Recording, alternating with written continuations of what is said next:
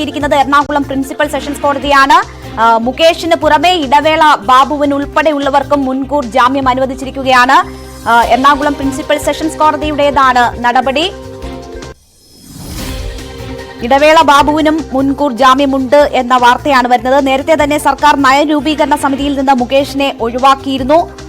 ഒരുപക്ഷെ ആ സാഹചര്യത്തിൽ ജാമ്യം കിട്ടിയില്ല എങ്കിൽ പോലും മുകേഷ് മറ്റ് സമ്മർദ്ദങ്ങൾ മുകേഷിന് മുകളിൽ ഉണ്ടായിരുന്നില്ല എന്നൊരു സാഹചര്യം കൂടി ഉണ്ട്. അദ്ദേഹത്തിന്റെ MLA സ്ഥാനം സേഫ് ആയിരുന്നു. പക്ഷേ നയരൂപീകരണ സമിതിയിൽ നിന്ന് ഇതിന്റെ വിധി വരുന്നതിന് മുൻപേ അദ്ദേഹത്തെ ഒഴിവാക്കുകയും ചെയ്തിരുന്നു. ഇപ്പോൾ വളരെ ആശ്വാസം മുകേഷിനും ഇടവേള ബാബുവിനും ഉൾപ്പെടെയുള്ളവർക്ക് ലഭിക്കുകയാണ്. മുൻകൂർ ജാമ്യം അനുവദിച്ചിരിക്കുന്നു. അതിനോട് ഉൾപ്പെടെ ഉണ്ടായിരുന്ന മറ്റുള്ളവരുടെ കാര്യത്തിൽ തീരുമാനം അറിയേണ്ടതുണ്ട്.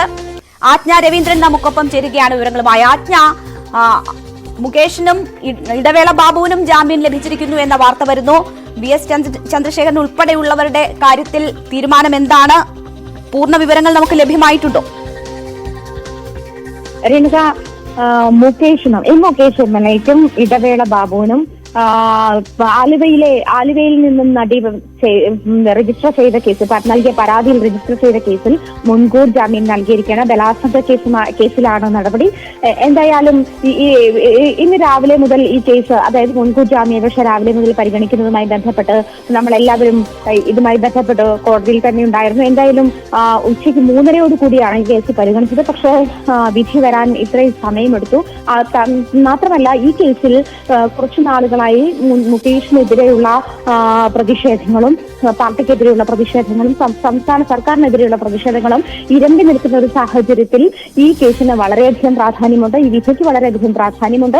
നേരത്തെ തന്നെ അനിൽ അക്കരെ നൽകിയിരുന്ന പരാതിയിൽ, ഹൈക്കോടതി രജിസ്ട്രാർക്ക് നൽകിയിരുന്ന പരാതിയിൽ ഈ കേസ് പരിഗണിക്കുന്ന ജസ്റ്റിസുമായി ബന്ധപ്പെട്ട് പരാതികളും വിമർശനങ്ങളും ഉയർന്നിരുന്നു.